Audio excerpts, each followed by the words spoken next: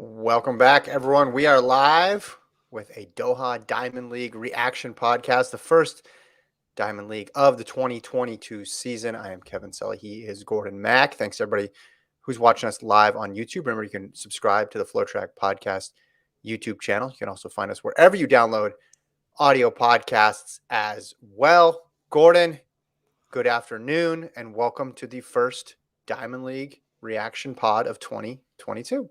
Yes, the first of many. For those tuning in, it's kind of weird. Normally we do our podcast at 9 a.m., Monday, Wednesday, Friday. But starting through all Diamond Leagues, USAs, World Championships, we'll be doing a live reaction podcast right after the conclusion of the meet. So our takes don't become old within 2 hours of talking about a meet. So I thought, hey, we can't talk about Doha at 9 a.m. We got to talk about it at 1 p.m., which is what we're doing. And it was a fun meet. I mean, nothing crazy, but there's definitely some interesting results that kind of popped up, made me do some thinking about what I thought about certain athletes and their capabilities in 2022. We'll talk about that.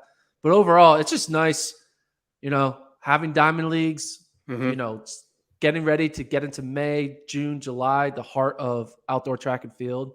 This weekend is also conference championship weekend for colleges, so we won't touch that stuff because that stuff we'll talk about on Monday. But I did see Abby Steiner and Favorable Philly both run very well in their prelims in the 200. Yeah, so that matchup, looking forward to that. You got your eye on the women's 200. There was a good women's 200 here, which we'll get to as well, too. If you got comments, throw them in the chat. We'll put them up on the live stream as well as they come across, respond to some of those. But let's start first with the 200, Gordon. Let's start first with the men's 200. Specifically, this was the first race we mentioned in the preview. Fred Kerley, Noah Lyles, and Andre DeGrasse. This one goes to Noah Lyles, 19.72 with a plus 2.1 win, so not legal. Kerley ran him right to the line there, 19.75. I thought it was a win-win here. I thought Lyles, we talked about needing this win, needing this positive momentum going into the outdoor season, but Kerley held his own right there. And usually you see Lyles that last 70, 80 meters put distance on people, but you could see Kerley's 400-meter background come into play there. He is very strong in the second half of these 200-meter races. So I think both these guys come away with a lot of positives. I don't know if anything in this race, though, Gordon, changed my mind in terms of who's the number one ranked 200-meter runner in the world, because I'm still looking at that Arian Knighton 19.49. I know this one was different conditions. But what did you see here? Did anything from these two guys surprise you? DeGrasse finished farther back, but I'm never going to panic on Andre DeGrasse. He's going to be fine when it comes time for the World Championships or Olympics. He's done it time and time again. He always gets it right. So my focus is more on Lyles and Kerley. Yeah, I think you said it very well in the beginning. It is a rare instance where it was a win-win for both the first and second place finishers. We said, Lyles running 19.7 is a great run for him. Mm-hmm. He doesn't need to be running 19.4s to challenge Knighton. Like, he can wait a little bit. He has the experience. He has the veteran prowess and mental fortitude to be able to handle not being 19.4 in May or April. But 19.7 is legit. If you run 19.7 in May, that says he's setting up his season well to be 19.5 shape come July, which I think July and August, which I think is ultimately what's going to take the win. I don't think no one's running 19.4 at Worlds, but if he's in 19.5 shape, I think that's enough to win it. And this is a good start. I mean, Lyles is staying under the radar, but doing a really good job. It's slowly getting better, improving, and just like kind of low key. Hey, let's not forget this guy won Worlds in 2019. Yeah. He was a medalist last year. He smoked the gold medalists. Like, Andre DeGrasse is nowhere to be found in this race. So I think it looks good for Lyles. And then Kerley, 200's not his event. He wants it to be his event. We think it should be his event. Is it not his event anymore? Look up. He's getting more and more. I think he's figured out the 200. I just think the competition's real tough in that event. By not his event, I mean, I think he's better in the 100. I still think he can medal in the 2, but I think he has a better shot at winning gold in the 100 than the 200. Well, I think here's the situation because they get 4 in both. Yeah. And I think the person that helps the most is Fred Curley. Yes. Because he doesn't have either of those buys, and he can get on the team in both the 100 and the 200 now. But you look at his top 200-meter times now. So, I'll count this one, even though it was a 2.1, but this was the fastest he'd run all conditions in the 200. You got a 19.76. You have a 19.78, a 19.80, a 19.83. He's getting more and more consistent in the 200. He had a 19.77 last year in Lausanne, which was a plus 3.2. I think the days of being like, for some reason, great in the 1, great in the 4, but hasn't figured out how to make it click in the 2. I think that's the past now. I think he's a bona fide, legit 200-meter runner. He's great at those other things too, but I think we're seeing him consistently hit that 9.7s, and I think he's capable on a good day of getting in the 9.6s. And I think you're dead on. I mean, unless they move the World Championships to LSU, I don't think the winning time is going to be 19.4. Yeah. Right. I would pick the over on that. I could end up eating my words on this. I've done it several times, most recently today when I was watching the meet. But I just think 19.6 is going to get you in the mix. I think 19.5 will be good enough for gold when it all shakes out. Again, could be wrong. Could be completely wrong. We could have a series of historic championship performances where to get bronze, you had to do something out of this world. But I think Curley if he can work into the 6s, I think he's in great shape for it. And this tells me that he is. Look at that progression in 2012 and 2013. He's running 22s in 21 seconds. You know where he was doing that at? Is that the Texas State meet where he was doing that? Yeah, must have been. Texas State meet, which is live on FloTrack right now. We had some races yesterday, today. I think races also tomorrow. So check that out. Texas State meet and Florida State meet live on FloTrack. Anyway, small announcement there. But yeah, Curley's he's looking good in losses. It's like a weird thing. Like normally when you lose, you're like, I don't know. But whenever I see him lose, I'm always like, he's getting better. Yeah. Like he gets better when he loses in a weird way. I mean, look at it this way. Curley can say, I just smoked the Olympic champion in the 200. That sounds good, right?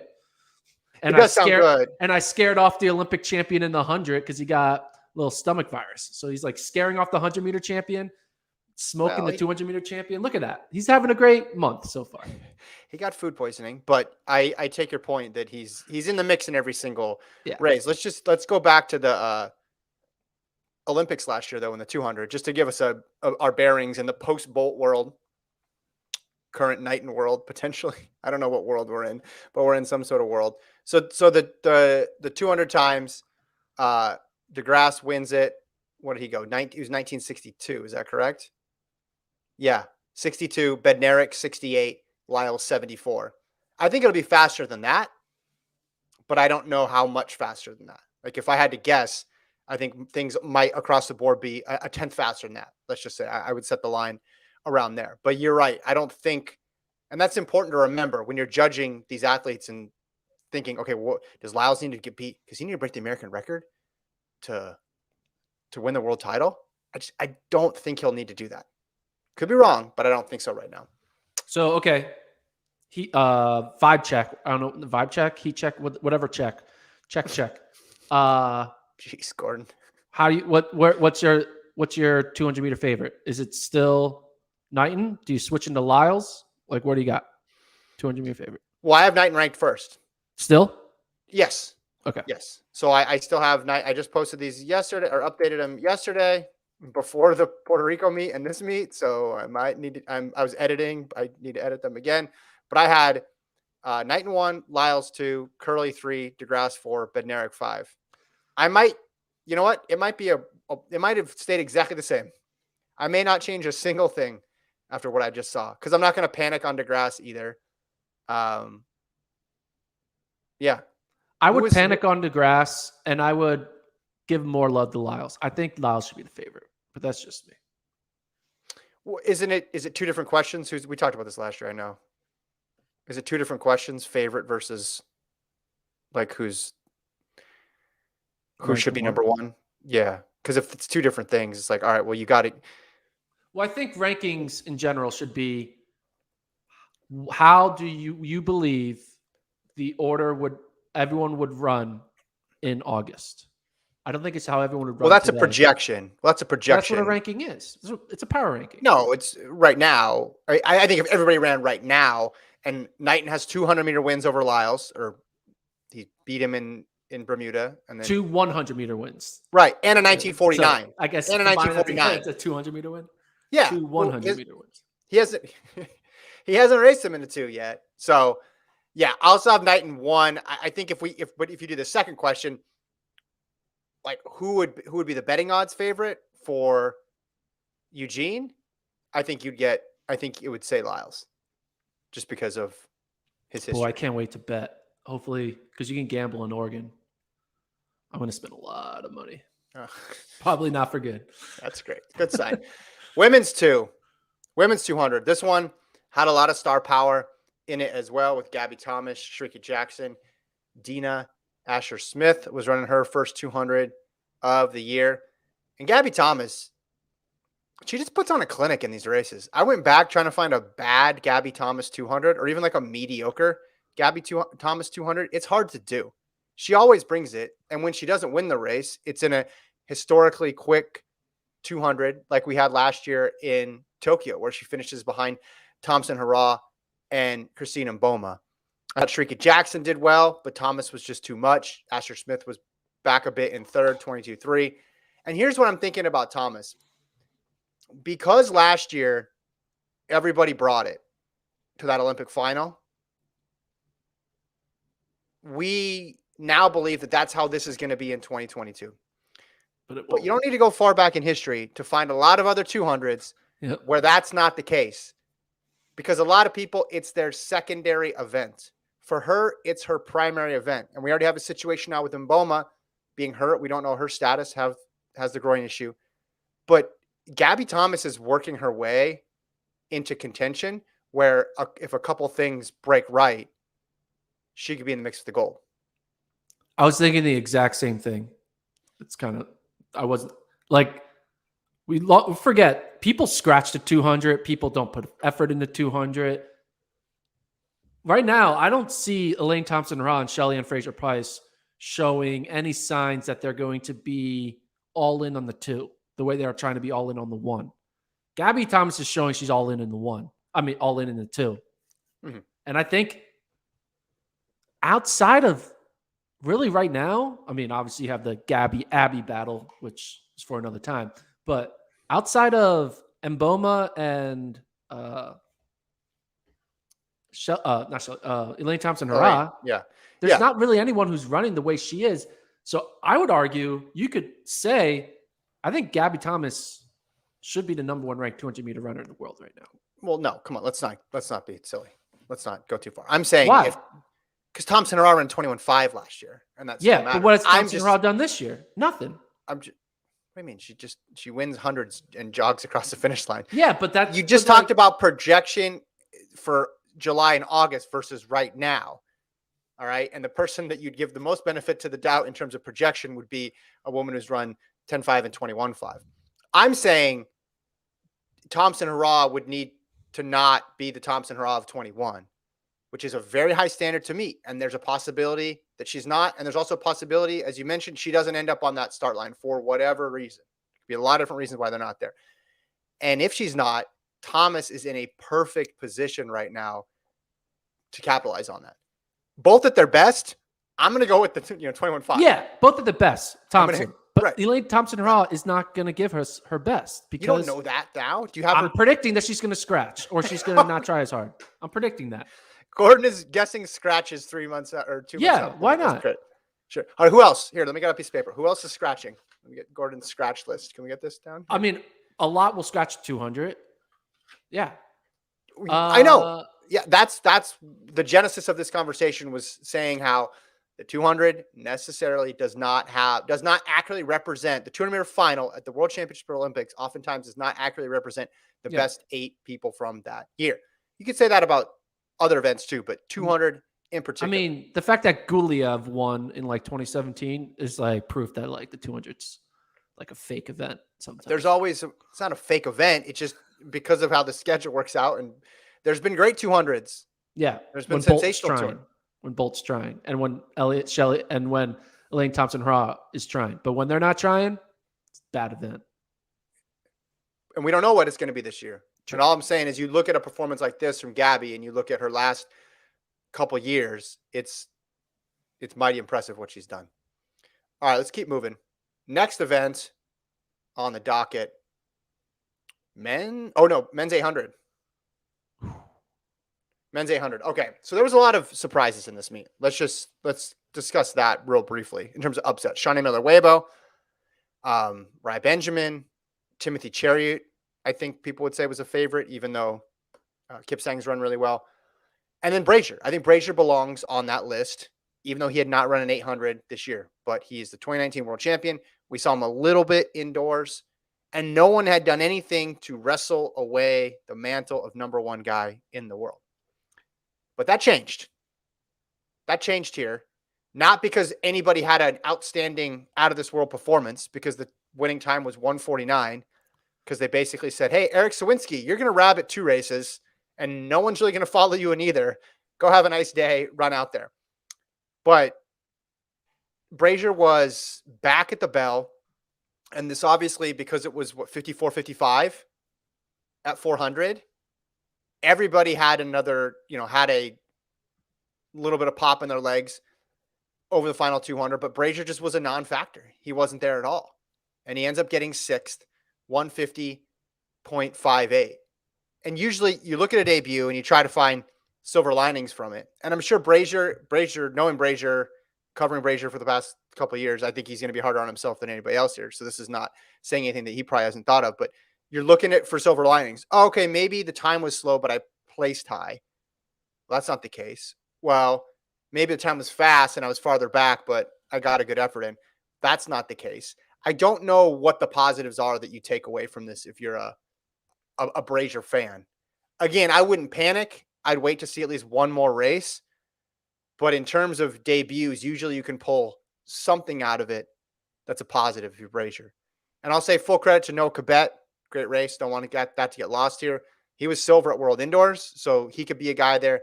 Kenya obviously is loaded in this event. But where are you at in terms of Brazier? Brazier's my boy. I love Brazier. For the record. And because I love him, I am going to find a little silver lining in this situation. Well, first of all, we have to say, we don't know. We're all, guesstimating what's going on, right? He could have not enjoyed his 8-hour flight to Doha and, he's not in the best headspace and his body's a little tired or whatever. Like that could be a whole thing. It could be he's dealing with some smaller injury we don't know about, right? So there's all those factors. I do want to say this. I remember early on in Brazier's career, he was known for only being good at one style of racing, and that was getting out hard, sure, and holding on and being able to just be stronger than everyone else. He was not good in tactical sit and kick races his early years. Eventually, he learned how to get better at those sit and kick races because, that's how he got knocked out in the 2016 Olympic trials because it was a sit and kick, and he wasn't prepared for it. He couldn't do it, right? So we always knew that was his weakness. Now, he fixed that weakness as he progressed into 2019, became a world champion. But I think this is kind of just showing that because he's not at his best, his weakness is going to be more magnified. He was able to cover up his weakness with his sheer talent of becoming an eventual 142 800 meter runner. Yeah. But now he's not 100%. And therefore, this weakness, I think he would have ran. I think the 150 is fool's gold. I think he's probably in 145 shape, if I had to guess. Okay. I think he's in 145 shape. It just looks like he's not because he was in a weird race. Right. And not having a kick is a concern. Yes. But how many races are going to be like this? Is he going to have to run like this? But I think, though, if you go out in 55 and then you come back in 55, like the last 100, I haven't seen a Brazier race like that. Even the one, I guess the one would be trials where he was clearly hurt, right? And he just didn't have the wheels over the last 150. But he just didn't have it. I wrote down what the commentator said wasn't in it and had no pace when he needed it. I thought the commentator on the feed I was watching summed it up perfectly. Like when he needed to get going, to get that extra gear, he just was not able to get to it. I take your point about this style of racing, but then how do you prevent that? Get behind the rabbit. I know it's windy out there. You're the reigning world champion. Go out there and try to dictate the style of the race. In the search for silver linings, because I know you're a big Brazier guy, I went back to 2019. This race, he got third at Doha Diamond League. But that was behind Nigel Amos and Emmanuel Carrera, and he ran 144 and was just a hair off. So I don't think that's the same as this. Again, I'm not hitting the panic button yet, but I'm hovering. Yeah.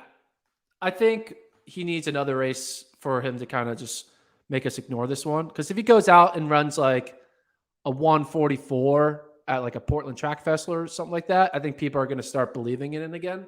I think he just needs one of those, we're going to. But there's two things we're talking about. Hold on a second. Let's juxtapose this to Clayton Murphy. I mean, Drake Relays, I thought he was done. I thought it was like career over. And then he goes out a few weeks later and runs 145. Yeah. Like, oh, Murphy's back to regular form. So maybe we could be having the same situation here where in 2 weeks' time, Brazier will be like, guys, that was my bad race. The same way Clayton Murphy had his bad race at Drake.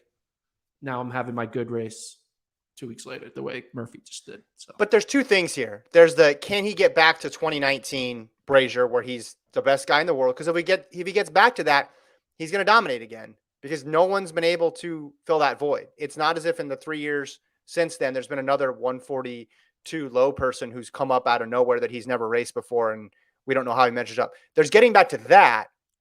And then there's just the idea of, okay, if he can't do that, the next step below that is, can he compete for wins? And can he get a gold? And then there's a step backwards to where we are right now, which is, you're right. If we had lower expectations for him, this wouldn't be that big of a deal. But he's so far from 19 right now. He's got the bye. Doesn't need to worry about USAs. That's what I'm saying. I'm not panicking yet. I just think in terms of debuts, this was rough. If you were him or his coach, would you suggest he runs USAs? Yes. Me too. But here's the thing. While we're on that topic, if I was him or I was coach, our indoor season, it was a little strange, no? I run 2 400s. I run a 600. I qualify for World Indoors in the Open. Don't run the Open, though. Run one leg of a 4x4, and then through no fault of my own, but because Isaiah Harris got hurt, they don't qualify even to the 4x4 final. So they fly all the way over to Serbia to run one leg of a 4x4. And then his 800 debut is in Doha at a Diamond League. The slowest race ever. Yeah, with the wind and all this stuff. I don't know. I love that he is running Diamond Leagues, and we criticize athletes when they run in these smaller meets and we don't get to see them go head to head. But if I was thinking just purely from his perspective, it's like, hey, wouldn't you want to get your first 800 under you in a more controlled setting and not have to fly halfway across the world in conditions that you're not sure of? All of this, the last couple months, just the race selection and the emphasis on the different events is just curious to me. It's interesting. Maybe it'll pay off. Yeah. I could be concerned that I think he should run the 800 at USAs, but then also he may even run the 400 at USAs to be on the 4x4, right?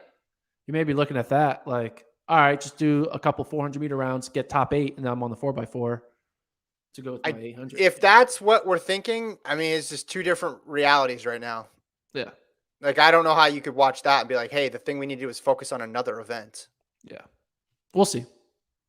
But yeah, my silver lining is give me one more data point. And then if Matthew Sensuitz is allowed to run 150s early in the season, and he's a miler, though, and if Clayton Murphy's allowed to have a bad Drake Relays, then Donovan Brazier can have a bad Doha. Those weren't off events. Murphy went up in distance and Central went down in distance. This is different. Yeah, I'm not an overreaction guy. I'm trying to talk myself through this, Kevin. Stick with it. I believe in you. He's your guy. Stick with them. I'm not usually an overreaction guy, especially the first meet, but I was just surprised. We had talked about, is he going to run 143, 144 in his Yeah, opener? that's true. But he runs 150. Yeah. It's just, and it was the wrong. If you're a 142 guy, I don't know if there's any good type of 150, but that certainly wasn't even the winner. Like a tactical 800. The only person who's satisfied leaving that scenario was the winner. Everybody else is like, what was that? Yeah. Why did I spend my time doing that? All right, we're jumping ahead to the, let's see, was it men's 400 hurdles? Upset here.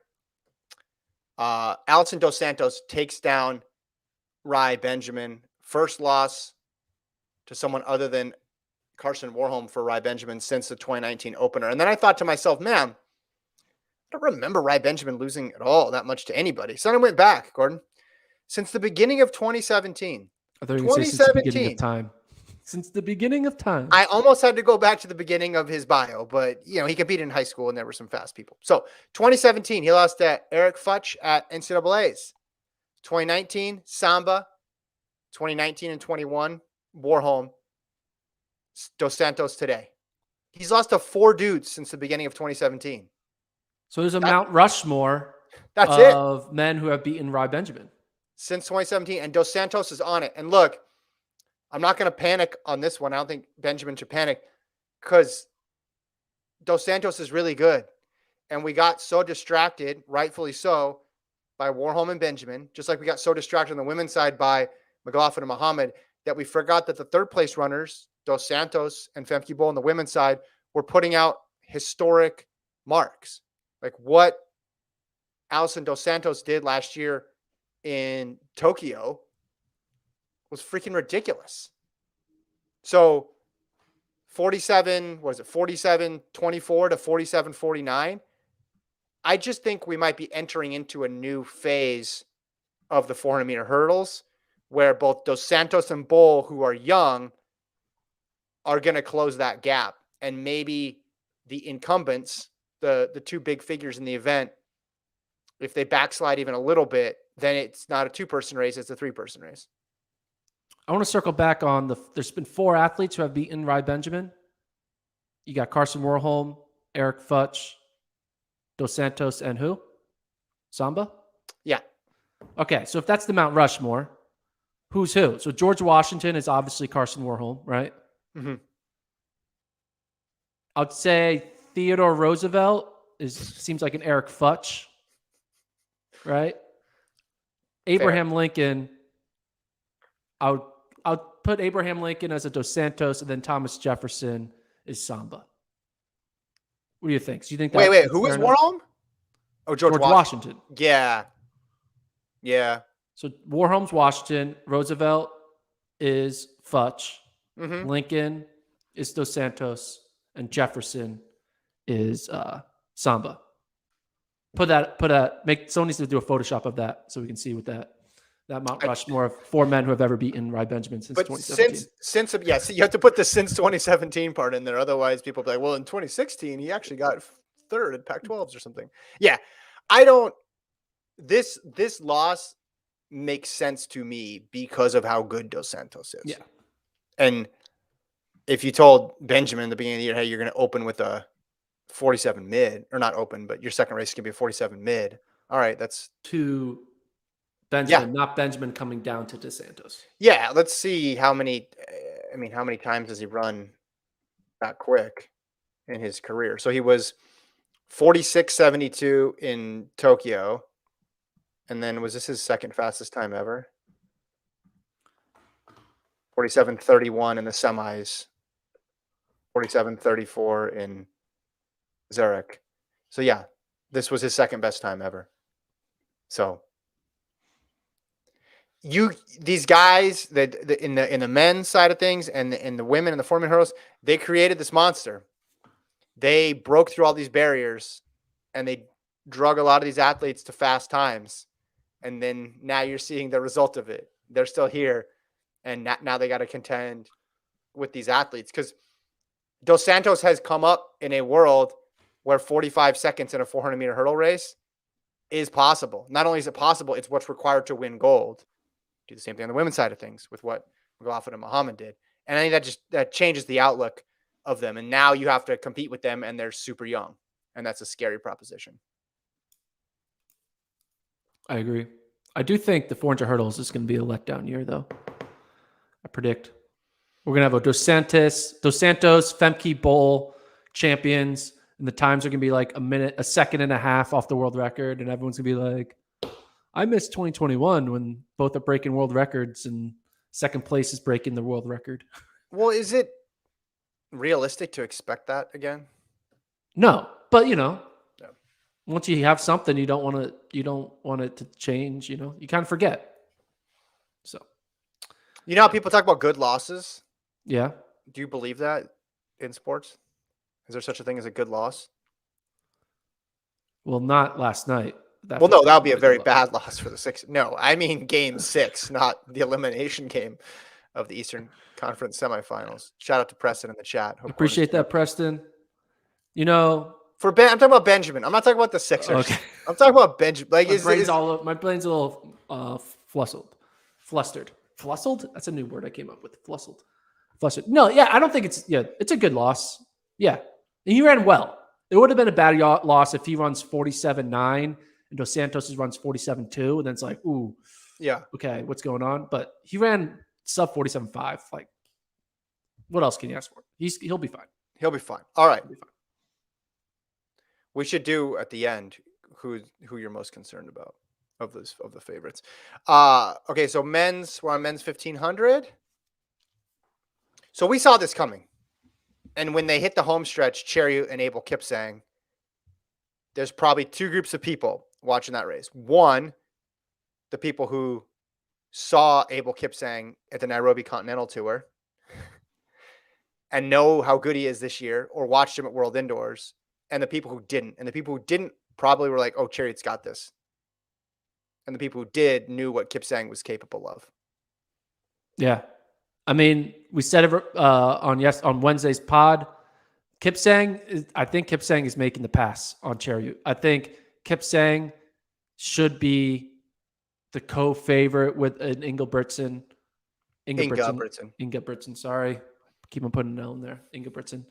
I think Kipsang, this now proves it. Like, whatever you could say about altitude conversions, and a win over Timothy Chariot is enough for you to be considered a gold medal favorite. That's how good Chariot is. Favorite? You haven't had Ingebrigtsen? Wow. Co-favorite. It's co-favorite. Oh my god. We got to find that. We got to find the tape. Across the line holding hands. Again, I bring up not too long ago, you had Ingebrigtsen winning the next 20 times. But I think Ingebrigtsen's going to do the 5K. I said that. Oh, okay. I'll be challenged with that situation when we find out who's on the starting line. I can say whatever I want. Listen, I think Kipsang was great. I expected him to be great, but if we're doing the not panic thing, I'm not panicking about Chariot, because this is he's losing to at very worst top 5 guy. If you're going to say Ingebrigtsen, Chariot, Kipsang, Tefera, and then Kerr. Guy ran 331 at 5,000 feet. Like, come on. Yeah, and so they ran 335 still, even though they didn't go with the rabbit, and it was windy, which makes me even more mad about that 800 race. So, like, you guys, you didn't need to run 142, but you also didn't need to run 149. I can't remember that we have 2 Kipsangs up front with the Abel and Hilliard. I can't remember the last time I saw someone rabbit 2 races, like a big time race.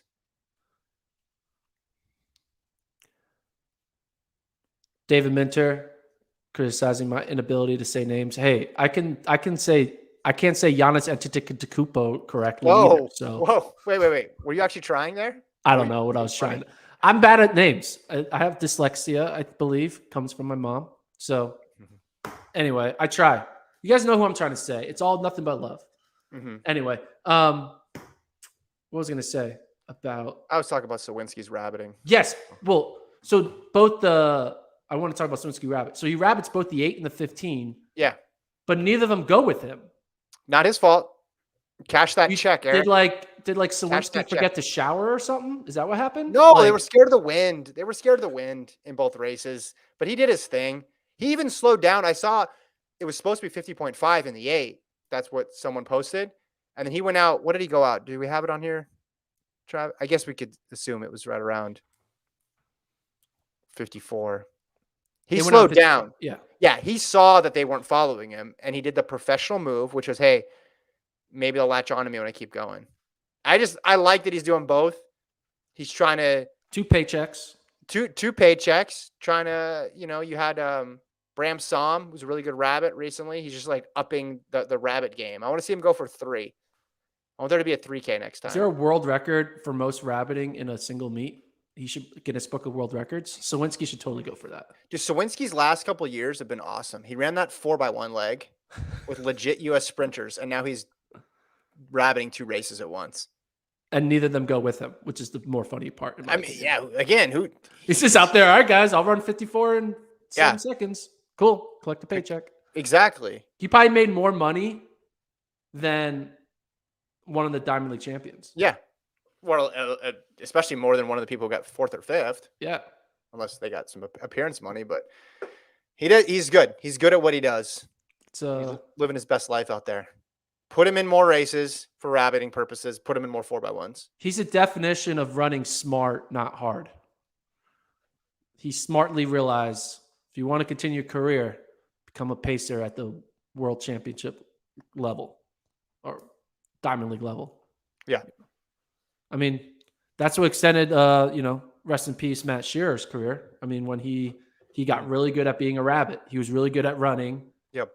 48 seconds for David Rudisha, and boom, he was able to continue his long career as just a really good 400-meter pacer. Yeah. Cool. Yeah. Well, and in a meet like this, it's like you'd think, okay, it's windy. We're going to use the rabbit more. We're going to like latch on even tighter. But on those men's races, it was just like, oh, we're going to ignore the rabbit. So then whoever gets stuck out in front is like, all right, great. Thanks a lot, fellas. Like, what are we doing here? Women's high hurdles had a cool moment that not cool, but a noteworthy moment. You usually have to wait, 4 or 5 meets to have the mistaken winner get the flowers and then have to reassign the flowers. And we got that one in this meet because initially we had Anderson get the flowers and then they're standing around and it was real close. 0.01 separated the top 3 in this race. Harrison, Amuson, and Anderson. But Anderson, she's got the camera on her. She's got all the attention. But she ends up being in 3rd because Kenny Harrison goes 12:43 and Amuson in 2nd with 12:44. So this was a very close race across the board. Last night in Puerto Rico, Jasmine Camacho Quinn lost, but that's one of those races you have to watch the video because you'd be like, oh my gosh, she got beat by Laisha Johnson. And then you realize, I don't know if Camacho Quinn didn't hear the gun or she just got the slowest start, but everybody leaves the blocks and then Camacho Quinn starts and then she comes on real hard and gets 2nd. So I still would say Camacho Quinn is the person to beat, but after her, it's going to be a fun, real tight race for the medals. Yeah. I feel like 2-3. I mean, we know one of them is going to be Camacho Quinn and probably it's going to be gold for her, but it's very open window for whoever can finish in the 2nd, 3rd spot. I mean, look at this. 3 women all within 0.01 here at the Diamond League. Johnson winning. There's some good college kids who might be able to find magic in the summer magic post NCAAs and find the way to a world final. Mm-hmm. Anything can happen. So, other highlights? We had, as I mentioned, Miller Weibo. What do you think of that? First race of the meet. That was shocking. I had to go back in time to figure out when the last time she lost. So first loss since 2019 in the 400, since 2019 World Champs. And then she hasn't finished outside of the top 2 in a 400, Gordon, since the 2017 World Championships. It was very strange to see a 3rd place by Shauna Miller Weibo's name. Now, the women who beat her are legit Diamond League and global medalist contenders. Paulino, silver in Tokyo, and Stephanie Ann McPherson. This one was definitely impacted by the win. 51-2 was the winning time. I mean, Miller Weibo's run already sub 50 this year. So to me, I just more chalk this up to it being windy and a weird race than anything because we've seen that she's fast this year already. Yeah. I didn't really have much thought on it. I think because you see the times, 51 seconds. Running 51.2 and 51.8 is the same thing to me when you're a 49-second runner. You basically are saying, like, this was a 48. or 48-second runner now. Yeah. But like, I think whether she would have ran 51.2 or 51.8, she had the same type of performance. So I don't take anything away from this. The weather definitely was the biggest factor here. So Yeah. The other one, men's steeple, El Bakali wins by 0.01. That was the last race of the meet. That was pretty exciting. The men's steeple hasn't been fast the last couple of years, but the time, like the finish races have been exciting. I remember 2019 world champs, but El Bakali 0.01 over Gurma. And then the women's 3 I thought was fun because that one yes. went tactical. They were 257 or 258 or something for the first 2 1 kilometer splits.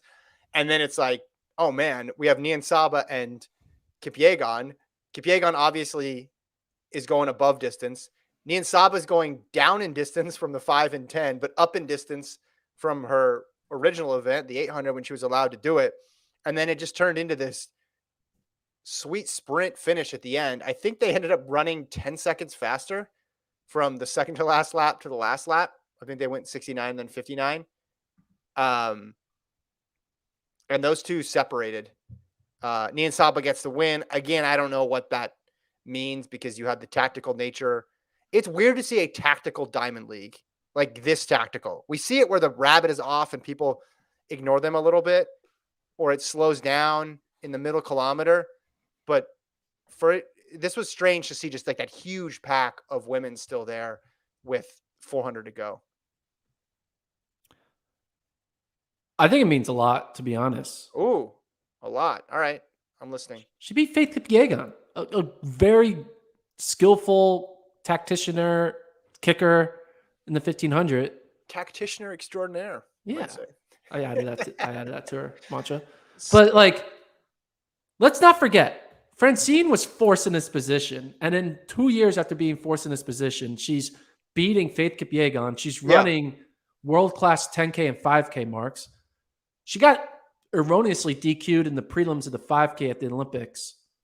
She got 5th in the 10K at the Olympics. Yeah. I think she might win.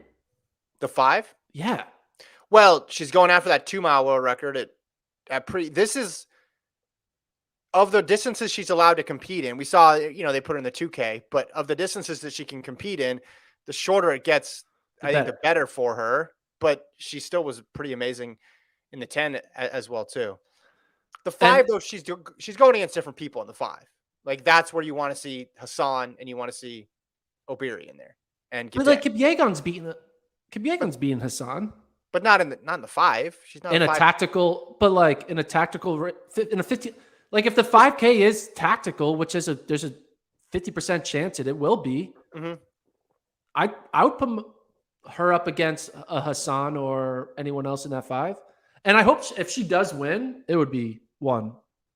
I'll be excited. I'll be there. And I know I'll be looking forward to that interview because I will give her a platform to be like, hey, World Athletics, what the fuck? Like, what are we doing here? Okay, so this is allowed, but if she ran a little shorter distance, all of a sudden it's illegal. Hey, stop trying to like overthink it. I'm not. We don't know what Hassan has this year. We haven't seen her yet. But I think even last year it was clear. Post Olympics, when Nian Saba went on that tear, it was clear that this was going to be a tight race. Like it's more competitive than the past few years, the 5 and the 10. But Hassan can go to a level there. And I don't know if Hassan is still. I think if you're Hassan, you call Gaudet up ahead of time and like, hey, let's do world record pace because if Nian Saba's around with 800 to go, it's going to be tough to beat her. Get Obiri to collab. But the thing is, as is going to be evidenced at this pre-classic 2-mile, she can time trial fast too. She's run fast times. It's not as if she's just a kicker. So, crazy javelin competition because it was windy. Javelin talk. It was windy. Well, you know why? I know you love the javelin because the javelin cost you money last year. And you still talk about Thomas Roller. Well, guess what, Gordon? He got 7th today. He wasn't the story. I don't know. I tried to think of a Thomas Roller. It was Thomas Roller you bet on, right? No, Johannes Vetter, the freaking overwhelming favorite. He wasn't in the final. He wasn't in it. So that segue doesn't really matter anymore. Anderson Peters, 93.07. And Vadalich, 90.89. They were throwing the hell out of this thing. 90 meters. How long does it take for you to throw a javelin 90 meters? It's in the air for a while. Do you think Marcin or Fred Curley can outrun a javelin? I thought you were gonna say Marcin. I don't even know what Marcin is. No, I don't think so. That'd be a good race. I would watch that. Javelin versus man. Bolts on like a straightaway, and then they throw the javelin. Yeah. On the grass. I'm looking. Actually, it wasn't even a meet record. Man, they throw it far in Doha. 93.90 was the by roller was the record, and this was 93.07. They just were getting really excited about the javelin. I remember hearing it. All right. Any other questions from the chat or anything? Or anything else you wanted to bring up, Gordon? Oh, the pole vault got postponed to tomorrow. So we'll be doing another live pod tomorrow to recap the pole vault. They're going to move it indoors. We will not be doing that. So we're going to do our pod outdoors just to kind of give it a different look. So tune in. I don't know when it is, but too windy. The high jump battle, we had the Barshim and Tambiri reunion, but it was Woo Sang-hyuk of South Korea that beat Barshim. He went to 233, so we didn't get to see that. Those two go toe-to-toe again. Tambiri was down there in 7th place. Barshim was 2nd. Tough for Qatar because 400 hurdles scratches as well too. So they didn't get to see 2 of the main folks. So I'm sure they'll be all right.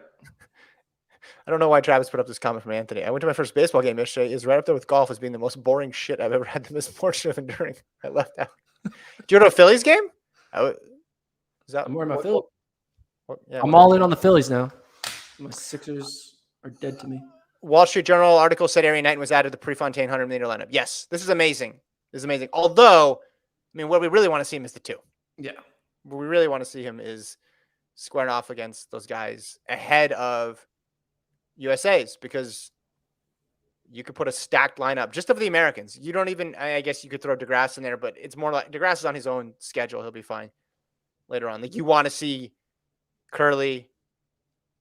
Like, this is what you want to see. You know what I want to see? I want to see Curley, Lyles, Norman, Knighton, Bednarik. Oh, I'm missing somebody. Formel? No, not in the 200. Oh, we're in 200 now. Yeah, this is 200. Yeah, it was 100, yeah. But I want to see a good 2 before USA's with like 3 of those 5 guys. But so the 3 that made the Olympic team, Kenny B, Noah, Lyles, Knighton, plus Curley and Norman. I want to see one race where we have 3 of those 5. And throw in a bowling. Get a little college flair in there. Okay, so 3 of the 6. 4 of the 6. Anyway. Like and subscribe. Yeah. Join. Become a member. Yeah. Do all that stuff. Put your pole vault predictions in right now. Tell your people about the YouTube channel. Tell other people to subscribe. It helps. We get the subscriber numbers up. What are we at? Like almost 14,000? Let's get to 15,000 by USA's. Can we do that? Have you guys discussed the men's 800 already? Yes. Gordon, not that panicked about Brazier. Kevin, more panicked about Brazier. That's the synopsis. Nate. Yeah. Actually, do you want to rank these people? Who am I ranking? High, medium, or low? Shawnee Miller-Weibo. What's the high, medium, high low? Panic. Oh, panic. Panic meter ranking? Yeah. Shawnee Miller-Weibo. Low. Rai Benjamin. Low. Donovan Brazier. Mid-high. Mid-high. All right. Well, that's the 4 I had written down. Fred Curley. Not applicable. Not applicable. Under the grass. Under the grass. High. What? Yeah, definitely. You watched Andre DeGrasse the last? I know. I didn't believe in him last year, 7 and years. I paid for that a lot because I didn't believe in him last year. But I'm doubling down on that. I'm gonna not believe him again this year. I would bet you. Oh, what would you bet me? My house. What's the house you're betting? Okay, that he finishes like top 6 in both. Okay. Like he's gonna be in the final. He's gonna be there in both. Okay, 100 top and 200. 6. If Andre DeGrasse Top finishes 5. 6th, if he Top finishes 5. if he How about finishes 5? 5th, that's a disappointing for the Olympic champion getting 5th. How about this? He's gonna finish top 4 in one of the two. Does that do anything for you? I don't think he will. I think he'll finish outside top 4. Yeah, you're wrong. He's gonna figure out. I'll a way make to that get bet. We bet in your house? Am I moving in? No, because you have an unstable housing situation, so you'll actually probably show up. I have a great housing situation. Oh, you figured that out? Oh, that's right. I'm You figured that out staying. when Yeah. we were at Penn. Yeah. Yeah, we're good. Gordon was working the phones at Penn, by the way. He was just like, he's like, hold on. I don't know where to live when I get back home.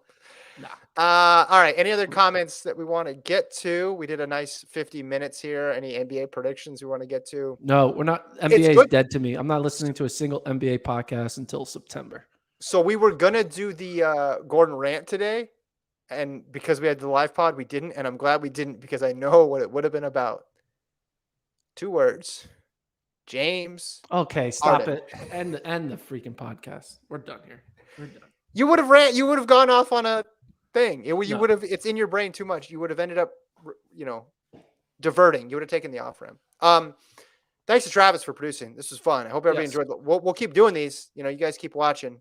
We'll keep doing them. The chat was pretty lively today, so we'll keep it going. We'll mainly talk about on Monday the conference stuff for NCAA. So we're going to see some fast NCAA times. We covered most of the Puerto Rico stuff. Trayvon Bromell won easily, celebrated early. I like that. Elaine Thompson, hurrah, won easily. Stephen Gardner looked good. Karani James looks good. Watch out for Karani James.